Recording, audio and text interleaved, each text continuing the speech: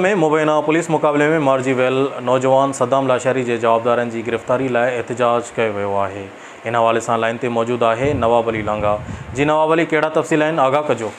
जी बिल्कुल, ठुल पुलिस के हथा जुड़तू मुक़ाबले में मारिजी वियल बेगुनाह नौजवान सदाम लाशारी जवाबदारनि की गिरफ़्तारी लाइ एहतजाजी मुज़ाहिरो कियो वियो। ठुल जे शहरी सियासी समाजी तंज़ीमनि अॻुवाणनि ऐं सिविल सोसाइटी जो म्यूनसिपल कमेटी का एहतजाज मुज़ाहिरो करे रेबर चौक ते पहुची रोड ब्लॉक करे एक वॾो धरणो हयो वियो, जंहिं करे 2 कलाकनि ताईं रोड ब्लॉक थी वियो ऐं पुलिस ख़िलाफ़ सख़्त नारेबाज़ी कई। अॻुवाणनि ख़िताब कंदे चयो त हिकु बेगुनाह इंसान जो क़त्ल पूरी इंसानियत जो क़त्ल आहे।